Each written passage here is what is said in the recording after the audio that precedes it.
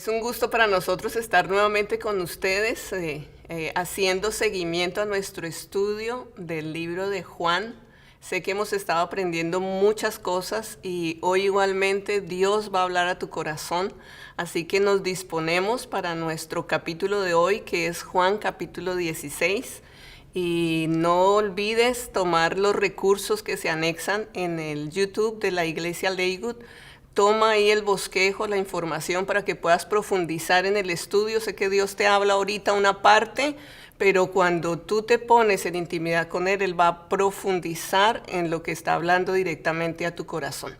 Así que dispongámonos hoy, estamos aquí, su servidora Sandy y nuestra bella pastora Vivi. Gracias, qué gusto. Gracias por estar aquí, es un gusto que podamos hoy compartir este tiempo. Así que nuestro estudio de hoy se llama El Espíritu Santo en Acción.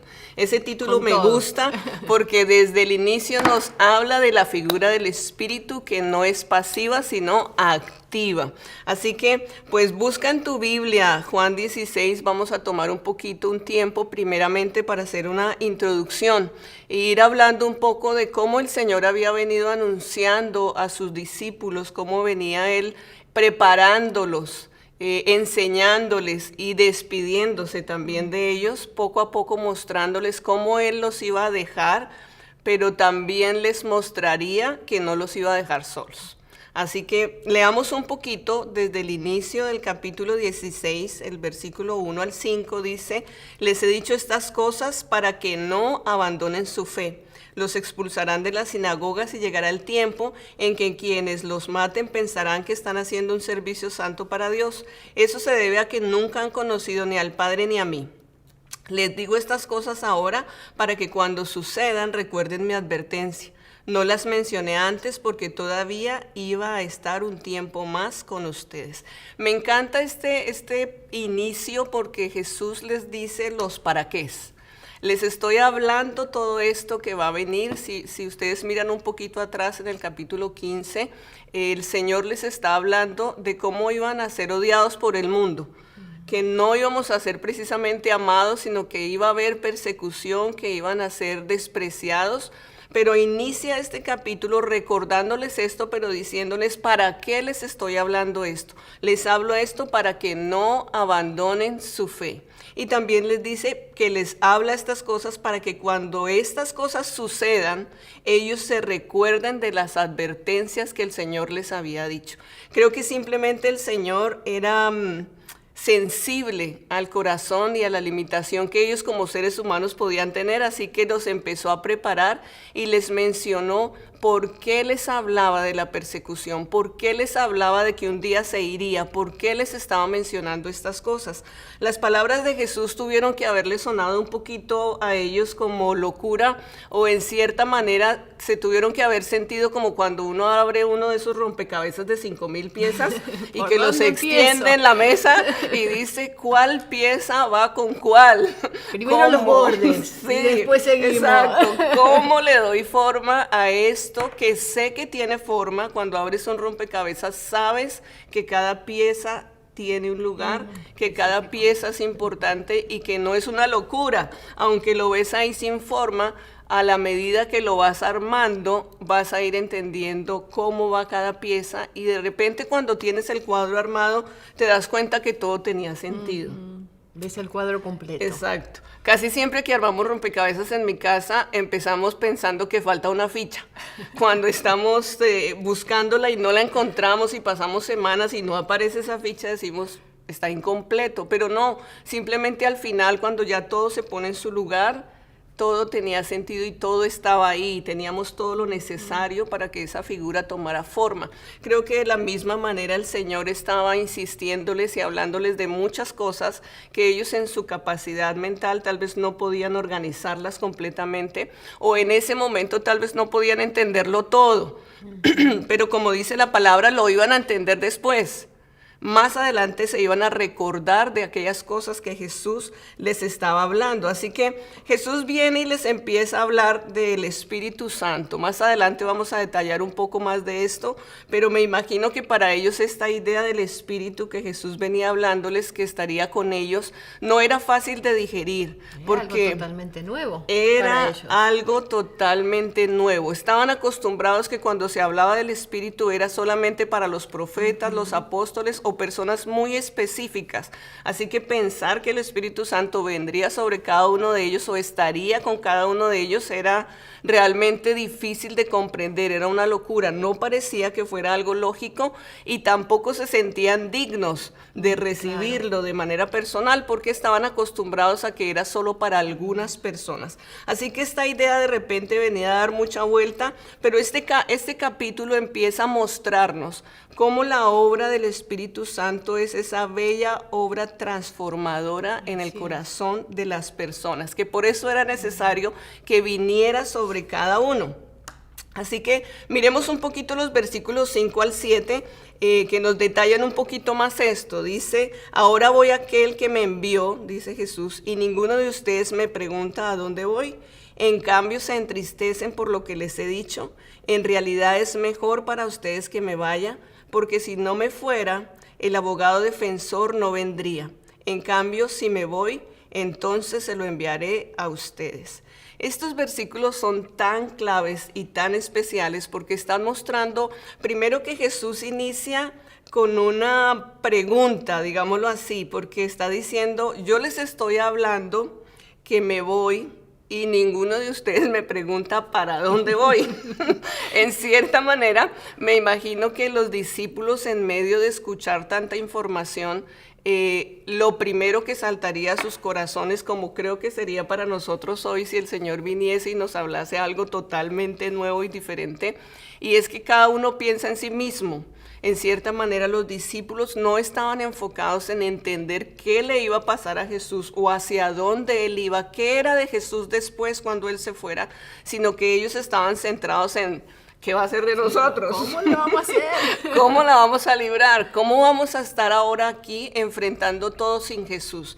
Creo que el Señor esperaba mostrarles la gloria que vendría sobre ellos, pero el Señor deseaba que ellos quisieran entender esa gloria que vendría sobre el Señor. Por eso Él inicia diciéndole esto, yo me estoy yendo, pero ustedes no me preguntan a dónde voy. En cambio se ponen tristes por lo que yo les he dicho. Pero el Señor viene y les aclara algo tan especial porque les dice, les conviene que yo me vaya, es necesario que yo me vaya, porque si yo me voy, entonces va a venir el abogado defensor, el consolador, dice otra versión. Era necesario que Jesús se fuera y Dios quería mostrarles eso a través de Jesucristo, que cuando Jesucristo se fuera no es que ellos se iban a quedar solos, pero en ese momento ellos no podían entenderlo, porque era nuevo el mover del Espíritu sobre sus vidas personales. Lo habían visto a través de intermediarios, pero no lo habían vivido de manera directa. Así que los discípulos tenían una vista limitada, como muchas veces la tenemos nosotros en cuanto a la obra transformadora que Dios está haciendo en nuestros corazones. Ellos en esos momentos no podían darse cuenta de las cosas que realmente estaban pasando, porque les abundaba en su corazón la pregunta, ¿qué será de mí? ¿Qué pasará con nosotros? ¿Cómo le vamos a hacer? Pero se perdían de vista tres cosas muy valiosas. Uno, que se estaba dando inicio a la edad de la gracia.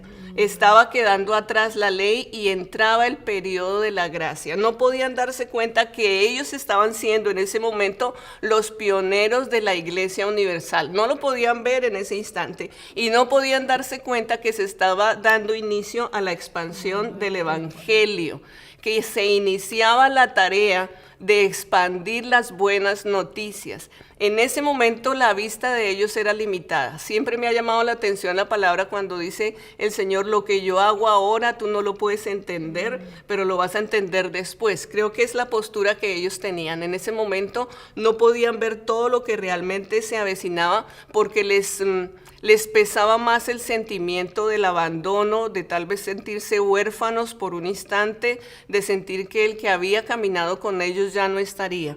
No podían comprender realmente todo lo que positivamente vendría a través del abogado defensor o el consolador que se quedaría con nosotros.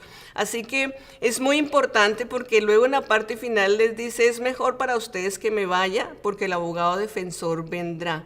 Y este acompañante fiel que se quedaría nos traería 4 bendiciones especiales.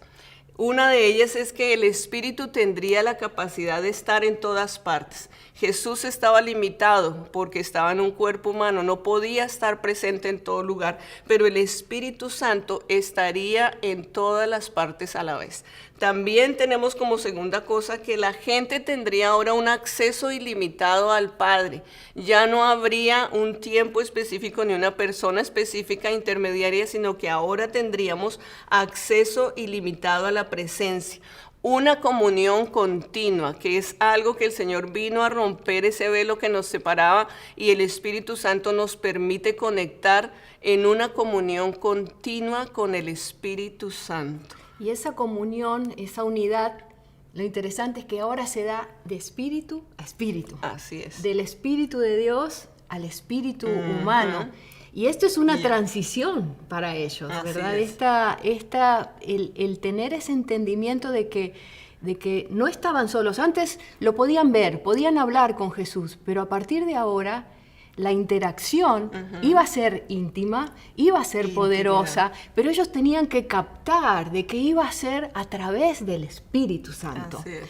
Por eso era tan importante que Jesús en este pasaje se toma el tiempo para dar detalles, para explicarles, para adelantarles ciertas cosas, ¿no? Y los versículos que continúan, Jesús les habla acerca del ministerio del Espíritu Santo. Y podemos dividirlo en 2 áreas. ¿Cuál es el ministerio del Espíritu Santo en general al mundo? Y cómo opera el Espíritu Santo en aquellos que ya lo conocen, en aquellos que ya creen, que son creyentes, cómo el Espíritu Santo sigue actuando. Y da cosas muy puntuales y muy específicas que nos dan luz. Y así como ellos las necesitaban entender, nosotros también las necesitamos entender a estas características. Y los invito a que vayamos al versículo 8, donde ahí él empieza hablando y les empieza explicando de cómo opera en el mundo el Espíritu Santo. Y nos da unas características interesantes. Dice, y cuando Él venga, el Espíritu Santo, convencerá al mundo de pecado, de la justicia de Dios y del juicio que viene. El pecado del mundo consiste en que el mundo se niega a creer en Él. La justicia está disponible porque yo voy al Padre y ustedes no me verán más. El juicio vendrá porque quien gobierna en este mundo ya ha sido juzgado. El primer verbo que usa aquí es que el Espíritu Santo convencerá. Convencerá. Este es un término que usaban legalmente, que era el proceso donde se presentaban todas las evidencias para justificar de que alguien era culpable o alguien era inocente.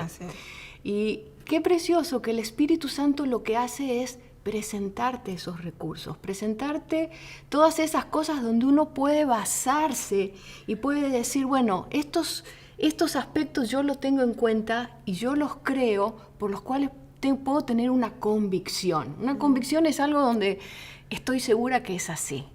El Espíritu Santo nos da una convicción y una seguridad en 3 aspectos aquí menciona. La primera convicción que habla es la convicción de pecado. Justicia y juicio. El Espíritu Santo es aquel quien nos lleva a tener un entendimiento de la realidad del ser humano, la realidad que tenemos de nuestros errores, la realidad de que erramos al blanco, que le fallamos. Como dicen los mexicanos, es cuando te cae el 20, te cae el 20 de algo. El Espíritu Santo trabaja en las personas de tal manera de que te lleva a ese lugar y te da los elementos como para decir, hoy sí, reconozco que me equivoqué. Y eso te lleva no a condenarte, sino que te lleva a un lugar de arrepentimiento y como consecuencia de acercarte a Dios. Este es el proceso que se da. Puedo entender, tengo una convicción, lo cual me permite arrepentirme, lo cual me permite estar más cerca de Dios. Hay una diferencia entre esta convicción que a veces se confunde con lo que es la culpa. Yeah. La culpa es cuando uno dice, ay, o el remordimiento, hice algo mal.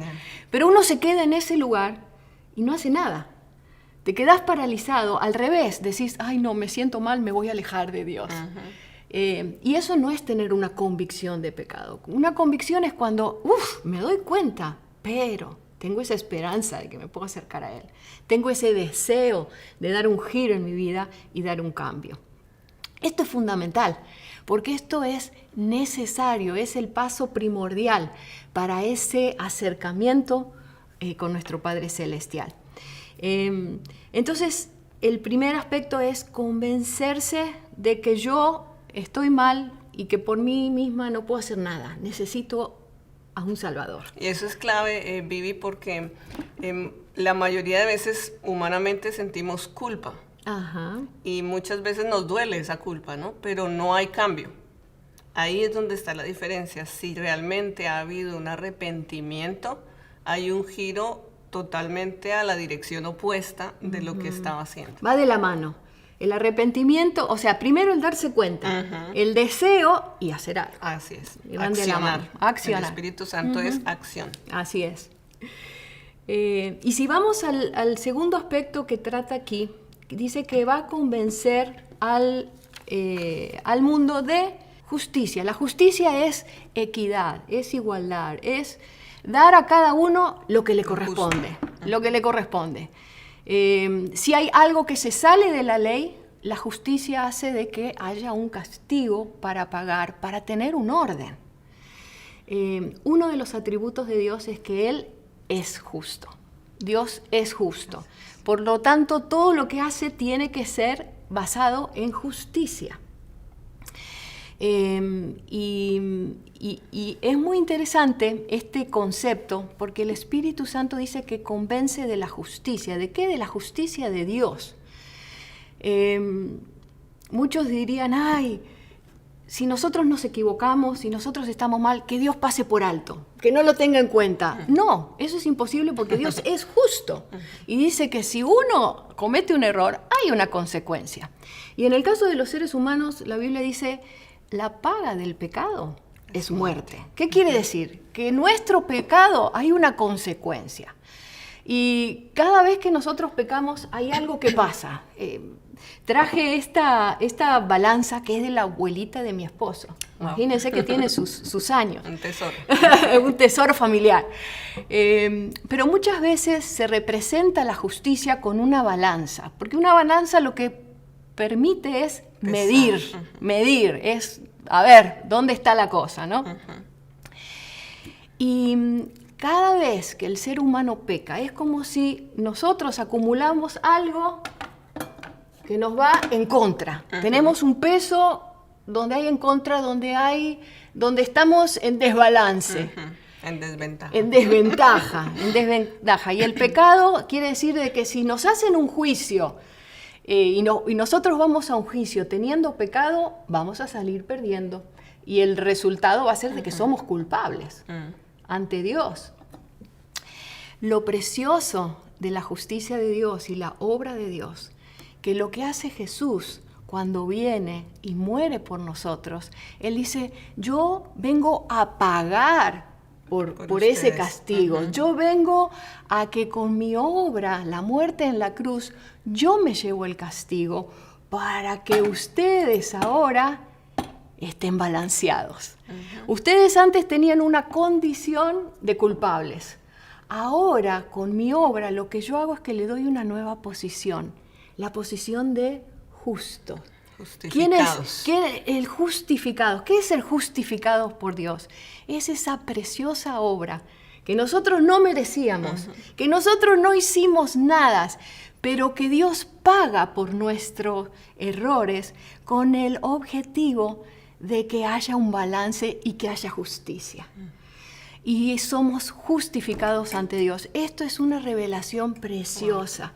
Y cuando nosotros tenemos y captamos, y el Espíritu Santo nos ayuda a entender esto, a entender de que la obra de Jesús permitió que todos los que creemos en Él tenemos una nueva posición. una posición de inocente, una posición de justicia. Y este versículo dice, la justicia está disponible. Así es. Dice, yo me voy al Padre y no me verán más, como diciendo, yo vine a la tierra y vengo a la tierra y pongo en marcha todo lo que hace falta para que la justicia esté activa. Tome lugar. Y para que esta justicia funcione para todos los que crean en mí y tengan acceso, pero también esta justicia va a medir y balancear a la obra de Satanás. La justicia de Dios también dice, hay un tiempo donde hay un juicio, y de hecho vamos aquí a la tercera convicción, que es la convicción de juicio, que el Espíritu Santo participa en esto también. El juicio es ese proceso donde se juzga, donde se pone en la balanza. Y entonces están ahí las partes contrarias, litigan entre sí, cada una presenta su postura, pero después llega un momento donde hay un veredicto, donde se llega al ¿es culpable o es inocente? Y dependiendo de eso hay una sentencia. ¿Qué sentencia? Las conclusiones, los resultados que va a pasar, ¿verdad? Y una de las cosas que Jesús le dice es, recuerden de que sí hay un juicio. A veces no queremos esa parte, pero es parte de la esencia de Dios, de la justicia de Dios. Y va a haber un juicio. Para los que me conocen, quédense tranquilos, porque ese juicio, ustedes ya saben cuál es el resultado. Ya tienen toda la evidencia, tienen todo lo que necesitan para decir, van a salir bien, van a salir victoriosos. Pero en el caso de Satanás, también va a haber un juicio para él. Va a haber un momento donde hay consecuencias que él va a tener que pagar. Si bien en este momento Satanás gobierna, lo que Jesús le estaba diciendo, él es un príncipe, pero es derrotado. Lo que yo hice es de que hay límites. Y lo que falta es que se ejecute esta sentencia. Pero Jesús dijo, yo ya les di la victoria. Mi obra les da la victoria a ustedes. Y mi obra va a también ejecutar un juicio contra Satanás y contra lo que él ha hecho. Qué precioso es tener este entendimiento de que es el Espíritu Santo que opera en nosotros y nos habla y nos da esa luz de todo eso que Jesús hace. Así es. Y hasta aquí vimos en general, pero después vienen unos versículos donde ya hace un énfasis de cómo el Espíritu Santo obra ya en el que lo conoce. En el creyente. Cómo sigue en ese proceso, ¿verdad? Sí. La verdad es que me encanta muchísimo cómo la palabra nos va mostrando en diferentes partes qué es lo que sucede cuando el Espíritu Santo viene sobre el creyente, que es diferente a cuando el Espíritu Santo viene sobre las personas que no lo han conocido, o la gente que está en el mundo. Cuando el Espíritu Santo viene sobre nosotros, Él empieza a ejercer su función transformadora. Y me gusta cómo en 2 Corintios 3 dice que somos cartas abiertas. Quiere decir que empezamos a ser visibles a todo el mundo respecto a lo que Dios empieza a escribir en nuestro corazón. Vamos a leer unos versículos ahí de Juan, el versículo 12 al 15. Me queda aún mucho más que quisiera decirles, pero en este momento no pueden soportarlo. Cuando venga el Espíritu de verdad, Él los guiará a toda la verdad. Él no hablará por su propia cuenta, sino que les dirá lo que ha oído y les contará lo que sucederá en el futuro. Me glorificará porque les contará todo lo que recibe de mí. Todo lo que pertenece al Padre es mío. Por eso dije, el Espíritu les dirá todo lo que reciba de mí. Me gusta cómo empieza porque dice el Señor, yo tengo mucho que quisiera decirles, pero no lo voy a hacer en este momento porque no lo van a soportar. El Señor era sensible a la situación que los discípulos en ese momento experimentaban. Tal vez si les hubiera hecho más información, realmente no hubieran ellos podido procesarla. Si aún así, con lo que Jesús les había dicho, ellos estaban a la espera de poder entender, en este momento Él les dice, la respuesta clave, y es que cuando el Espíritu venga, Él los va a guiar a toda verdad. O sea, los discípulos necesitaban, como lo necesitamos hoy, que el Espíritu venga y sea quien nos guía a la verdad. Hay muchas cosas que nosotros cuando empezamos a leer la Escritura de repente no vamos a entender, pero el Espíritu Santo viene y empieza a ejercer una obra en nosotros, empieza a hacernos ver con claridad, como que quita velos poco a poco de nosotros y nos permite entender con claridad qué es lo que Él quiere hacer en nosotros. Porque el propósito del Espíritu Santo, como para el mundo era el arrepentimiento, para los creyentes su propósito es transformarnos para caminar en obediencia a la palabra. Y definitivamente eso nosotros no podemos hacerlo solos.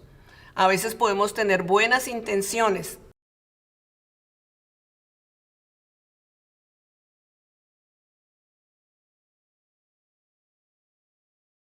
y ponemos todo de nuestra parte, pero muchas veces no lo logramos. En muchas situaciones espirituales hay muchas cosas que tienen que cambiar de nosotros, que no van a suceder a menos que nosotros le damos lugar al Espíritu de Dios de trabajar dentro de nosotros. En esa medida lo que sucede es lo siguiente: cuando el Espíritu Santo viene a trabajar en nosotros y nosotros se lo permitimos, porque el Espíritu Santo siempre quiere, pero si nosotros le permitimos a Él que entre en nosotros, lo que Él hace es que empieza a traer cada palabra que leemos, empieza a traerla a nuestro pensamiento cuando estamos enfrentando situaciones, cuando estamos siendo desafiados por Dios a crecer en áreas, o cuando pasamos dificultades en donde Dios está transformando nuestro carácter. ¿Qué es lo que sucede? Que en ese tiempo que tú has estado leyendo, el Espíritu trae la palabra a tu mente. Y luego el Espíritu Santo la baja con su luz a que llegue realmente a ser rema en tu corazón. Y eso entonces te lleva a una acción de cambio. Ahí es donde está realmente el propósito del Espíritu Santo. Él es el ayudador, Él es el que viene y nos capacita para cambiar, el que nos impulsa para tomar acción. Pero esto está totalmente relacionado con nuestro tiempo con Dios. Es imposible que yo busque una relación con el Espíritu Santo si yo no tengo una relación con el Padre. Y Jesús les muestra ahí que el Espíritu Santo está totalmente relacionado con el Padre, con Jesús y con el Padre. Que nada que el Espíritu Santo les diga va a ser distinto a lo que Él les ha dicho. El Espíritu va a traer la voz del Padre a nuestro corazón. Así que la meta del Señor en ese momento es traer la obra transformadora del Espíritu al corazón de los creyentes. Si miramos un poquito una aplicación para concluir un poco esta parte, podemos ver dos principios prácticos, y uno es que nosotros nos convertimos en canales.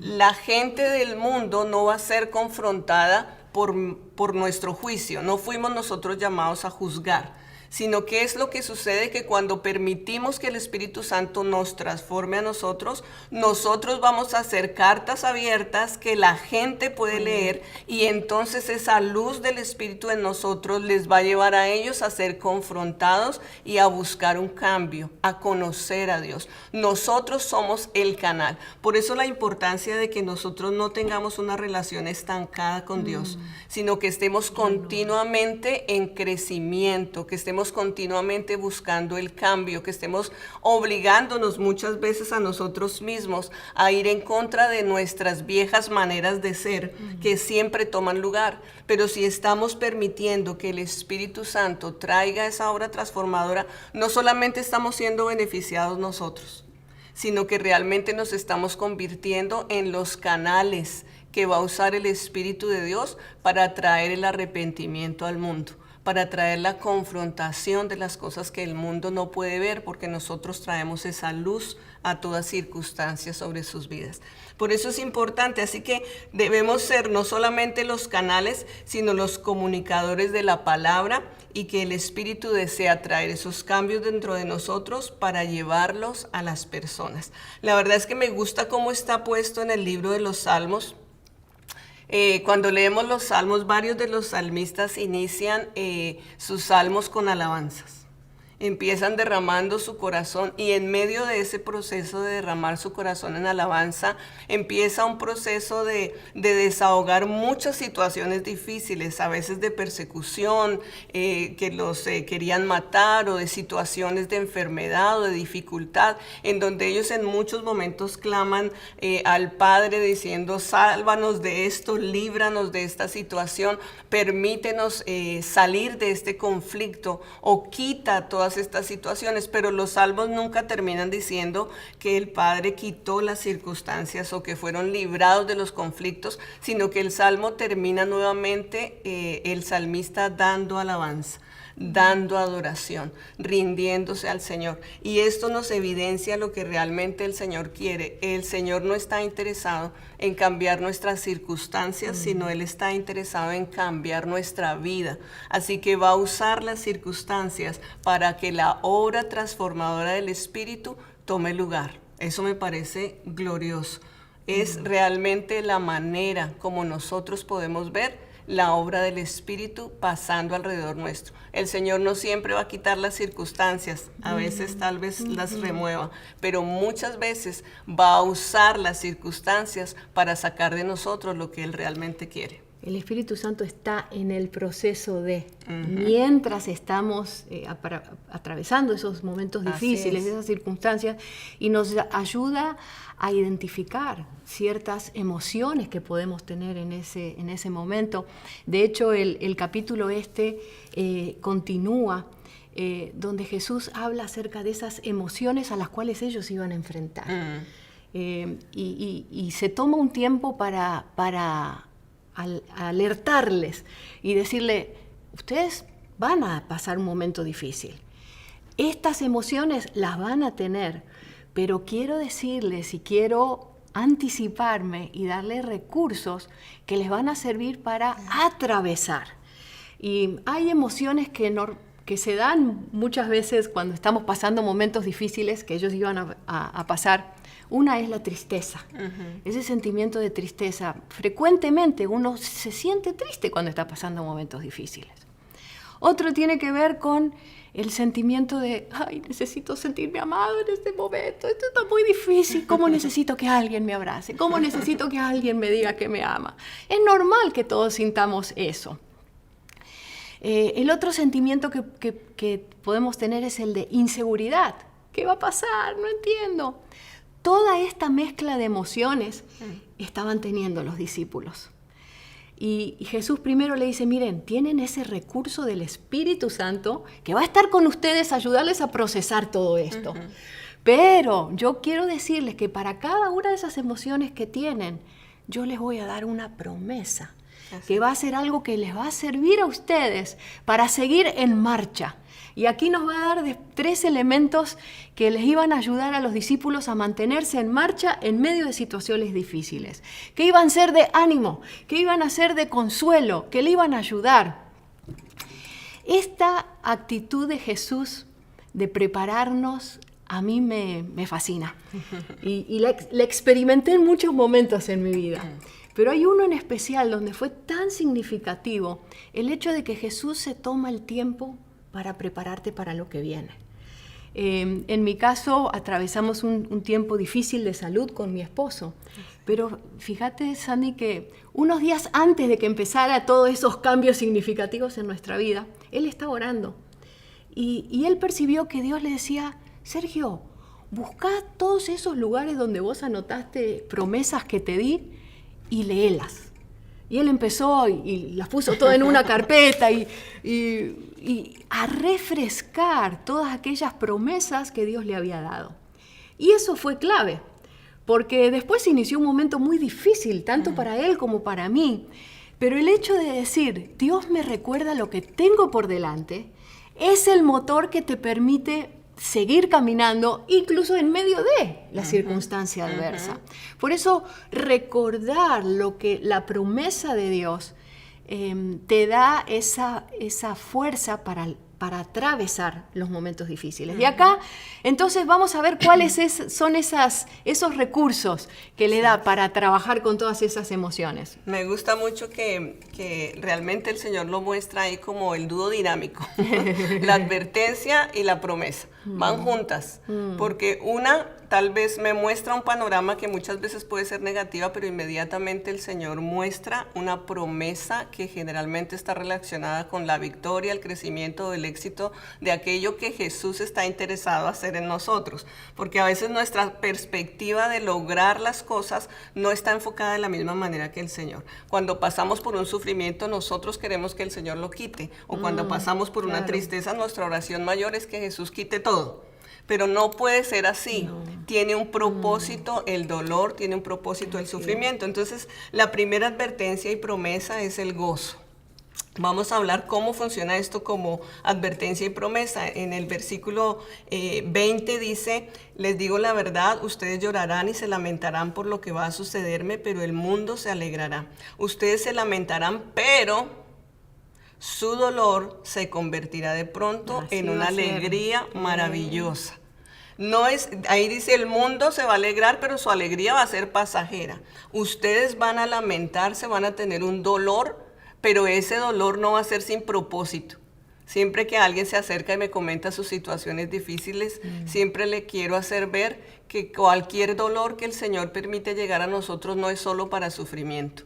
Hay un propósito a través de ese dolor. Entonces, la advertencia es esa. Ustedes van a estar tristes, tal vez se van a lamentar, tal vez van a llorar, pero hay una promesa y es una alegría maravillosa. Es el gozo que viene a través del Espíritu que va a estar sobre sus vidas, aún a pesar de las circunstancias difíciles que puedan pasar. Y me gusta que el capítulo lo relaciona con el momento en que la mujer da a luz. Y es interesante porque cuando uno va a tener a sus hijos, uno quisiera saltarse la parte del dolor, ¿verdad? Uno quisiera decir, quiero un parto sin dolor, pero es interesante cómo Dios nos diseñó de manera tan perfecta que el dolor es el indicativo, que es el momento. Si no hay dolor, empieza a haber un problema, porque el bebé simplemente se queda ahí acomodado y se pasa de días, pero cuando nosotros empezamos a tener los dolores, es el mismo cuerpo diciendo, es el tiempo, es ahora. Es el momento de dar a luz. Y realmente es un proceso que va en dolor de aumento, en aumento, en aumento, en aumento. Pero aunque ese dolor es intenso, lo que está en la mente de uno no es que Dios quite ese dolor, sino que todo salga bien. En ese momento uno no está diciendo, uy, no, yo quiero pasarla mejor porque estoy sufriendo así. No, en ese momento uno está deseando que todo lo que le está sucediendo obre para bien del nacimiento del bebé. Y es realmente verdad que cuando el bebé sale, a pesar del dolor que hemos experimentado, en un instante ese lamento y ese dolor se transforma en una alegría y uno olvida literalmente en ese momento, uno ya no piensa en todo el dolor que pasó, sino en la maravillosa alegría de lo que tiene ahora en sus manos. Creo que es el mejor ejemplo que el Señor pudo haber puesto para mostrarnos cómo funciona cuando viene la tristeza o el lamento o el dolor en nosotros. Va a llegar un momento en que daremos a luz con alegría. Algo sucederá a través de la obra del Espíritu. Así que no siempre los dolores que sintamos o no siempre las dificultades van a ser una derrota o un problema, sino que es simplemente una oportunidad para conocer la obra del Espíritu que nos puede capacitar con la promesa del gozo que permanece aún en las circunstancias más difíciles. Y me gusta que el Señor en este capítulo termina relacionando esta promesa del gozo con la oración. Nosotros no podemos ser llenos de las bendiciones que el Espíritu tiene sobre nuestra vida, a menos que estamos en una intimidad continua. Y Dios es tres personas, Padre, Hijo y Espíritu. Y las tres tienen funciones específicas. Fueron puestos con una función específica, aunque sean el mismo Dios. Y casi nunca oramos al Espíritu Santo, casi siempre pedimos al Padre o a veces hablamos más del Hijo.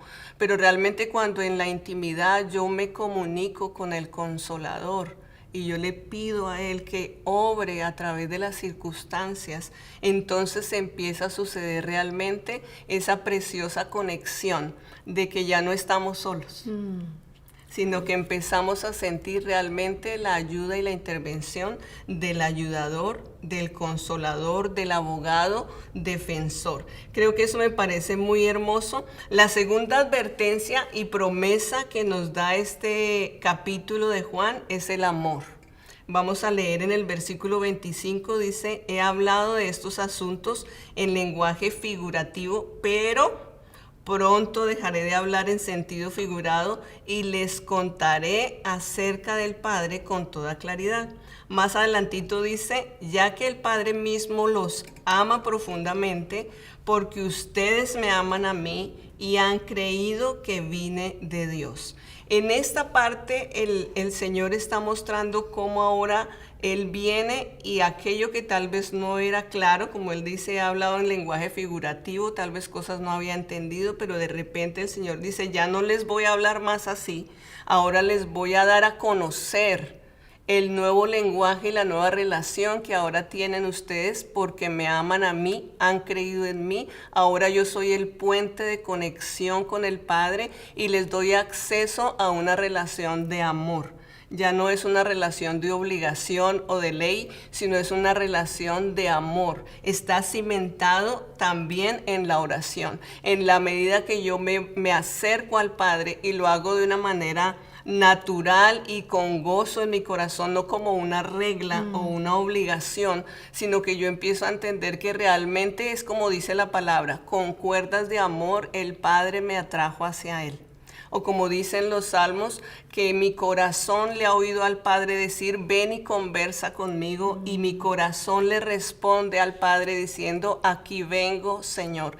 Jesús viene en este momento y dice: tú ya no vas a estar sin entendimiento, ahora tienes el conocimiento, el entendimiento y la vía libre para tener un acceso al Padre, y se teje ahora una relación de amor entre el Padre y cada uno de los que hemos creído en Jesucristo el Salvador.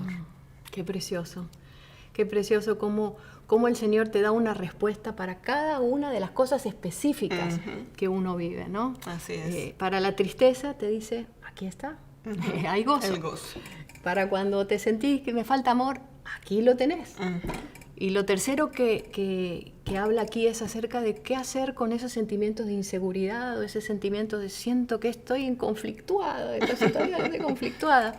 Y nos da la promesa de lo que es la paz. Y en el versículo 31 al 33 lo vamos a encontrar, donde Jesús les dice: se acerca el tiempo, de hecho ya ha llegado, ya, cuando ustedes serán dispersados, cada uno se irá por un lado y me dejarán solo. Sin embargo, no estoy solo, porque el Padre está conmigo.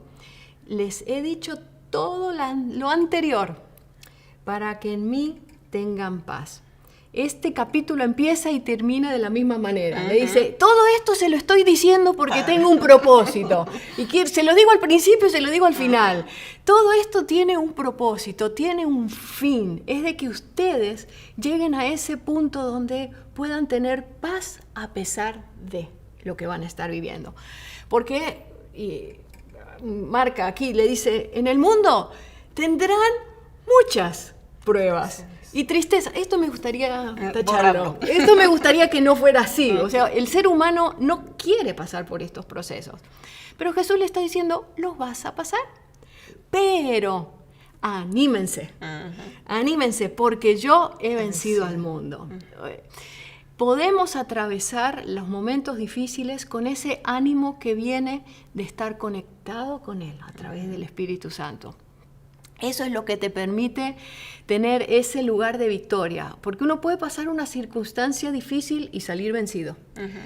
Pero lo que el Señor nos dice es: van a atravesarla, pero el punto final es un punto de victoria. ¿Qué quiere decir? Van a luchar, pero van a salir ganando. Van a tener ganancias. A veces no son las que uno quiere, pero que hay ganancias a largo plazo en cada situación que ustedes estén viviendo. La paz es ese regalo que el Señor nos da. Hay una definición de un señor que se llama Jorge Morrison, que definió la paz como a ese estado donde uno llega cuando tiene el entendimiento que posee todos los recursos adecuados para lo que estoy viviendo. Ujú. Es ese perfecto. punto donde podés llegar, donde decís, ok, estoy consciente de que la situación real, pero dentro mío yo estoy seguro que tengo todo lo que necesito para este momento, por lo cual puedo llegar a un nivel de tranquilidad, de confianza. Y esa confianza no es por lo que yo hago, sino es por creer que Dios está obrando en esa situación, creer que Él está en control, creer de que puedo estar tranquilo porque estoy en Cristo. Esto es algo clave, ¿no? Dice, para los que están en Cristo pueden tener la paz. Porque, ¿qué pasa? Si uno quiere buscar la paz por sí solo, no la puedes encontrar. No. Necesitas esa conexión de decirte, me pongo bajo esa cobertura del Señor, donde Él es el quien me protege, Él es el que me da la seguridad, Él es el que me da la confianza. Y cuando uno está en Cristo, cuando uno puede tomar conciencia de que Dios es la fuente y te da todo lo que necesitas para eso, puedes decir, bueno, ok, aquí está, le entramos, Señor. Vamos juntos. Además que ese es un regalo precioso para este tiempo que estamos viviendo. Sí. La palabra dice que el Señor nos ha dejado el regalo de la paz en la mente y paz en el corazón. Y dice, no se angustien y no tengan temor. Casi siempre nos es más fácil silenciar el cuerpo, detenernos de tanta actividad y tratar de buscar paz en el corazón, pero aquí la mente no se detiene. Y el Señor se toma el tiempo en la Escritura de decir, te he dejado doble regalo de paz en la mente y paz en el corazón. Y cuando vamos a la armadura espiritual, dice que nosotros los creyentes estamos calzados con la paz, el evangelio de la paz. Entonces, nosotros con los niños hemos simbolizado esto con 2 tenis.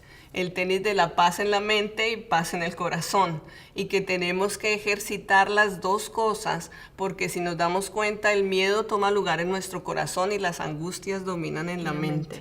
Entonces, ¿cómo el Señor nos da un regalo tan precioso, pero tenemos que apropiarnos de él? Tenemos que decir, sí, yo deseo tener ese regalo de la paz en mi mente y en mi corazón, en medio de un mundo que cada vez que lo miramos parece más inestable y parece más inseguro. ¿Cómo tener paz en medio de este tiempo? Imposible, a menos que permitamos que sea la obra del Espíritu que viene y deposita esa paz, que es sobre todo entendimiento. Así es. Me gusta la imagen de los pies en relación con la paz, porque los pies lo que te permiten es avanzar hacia un lugar diferente. Y lo que Jesús está diciéndole aquí es, lo que yo les doy esa posibilidad de que ustedes puedan seguir avanzando con esa confianza que le da la paz, para llegar a donde les prometí que van a llegar. No se van a quedar estancados. La promesa del Señor es, van a pasar situaciones difíciles, pero no se van a quedar ahí, van a caminar. La paz le va a permitir acceder a ese lugar de victoria donde van a atravesar la situación. Qué poderoso todo este capítulo, cómo nos da esa luz acerca de la poderosa función del Espíritu Santo, de ese dunamis, que es la misma palabra de dinamita, esa explosión que produce en la vida, y cómo esto es algo que dentro del diseño de Dios, dentro del plan de Dios, el Espíritu Santo, ahora estamos en una etapa donde el Espíritu Santo vive en nosotros, está con nosotros. Cuando aceptamos a Jesús en el corazón, el Espíritu Santo viene a morar con nosotros y a tener esa comunión, y esa intimidad. Lo precioso es de que podemos desarrollar esa intimidad, que podemos conocerlo cada vez más. Y en la vida, en el caminar cristiano, es precioso todas esas interacciones y todas esas experiencias que vivimos con nuestro ayudador, con el consolador, con el que está con nosotros. Y todo esto que estábamos hablando puede ser una realidad en la vida de cada uno de nosotros. Dios lo hizo posible. Dios hizo posible de que el Espíritu Santo viniera con nosotros nos acompañara, nos ayudara en esos procesos difíciles, nos ayudara a vernos como realmente somos. El Espíritu Santo nos ayuda en los momentos de dificultad, nos ayuda a procesar y a salir victoriosos. Es Dios en nosotros. Es la obra transformadora. Es la obra transformadora de Él en nosotros. Ya tenemos que ir cerrando el día de hoy, pero yo quiero invitarte a que vos abraces estas verdades y digas, esto es para mí y esto está disponible para mí hoy. No es solamente el Espíritu Santo, no es una teoría, el Espíritu Santo es una persona, es una realidad, es una realidad que el Señor quiere que experimentemos cada día. Y vamos a tomarnos un tiempo, Sandy, primero para agradecerle a Dios. Y vamos a también pedirle que Él nos siga llenando y nos siga guiando para conocer y experimentar esa plenitud del Espíritu Santo con nosotros. Okay. Señor, al estudiar esto, queremos tomarnos un tiempo para decirte gracias. Gracias por todo esto que planeaste para con nosotros. Gracias por la realidad del Espíritu Santo. Gracias por estar con nosotros, por acompañarnos. Nosotros te invitamos a que, y te damos lugar en nuestra vida. Pedimos, Espíritu Santo, que llenes nuestra manera de pensar, nuestras emociones, todo nuestro ser. Y queremos decirte, queremos conocerte más. Queremos tener cada día más intimidad contigo, más comunión contigo. Y sabemos que en tu corazón está y nos unimos con este deseo del Padre, este deseo del Espíritu Santo y este deseo que Jesús tiene de que tengamos esa comunión íntima. Aquí estamos, Espíritu Santo. Aquí estamos. En el nombre de Jesús oramos. Amén. Amén. Te animamos a que esta semana sigas reflexionando en esto y que puedas identificar esa obra del Espíritu Santo en tu vida. Estate alerta. El Espíritu Santo te va a hablar. El Espíritu Santo a lo mejor te convence de que te va a decir, por aquí no andas mal, no andas muy bien. El Espíritu Santo te va a animar, te va a dar todo lo que necesitas para la situación que estás atravesando. Así lo creemos. Que tengas una preciosa semana y nos vemos la semana que viene.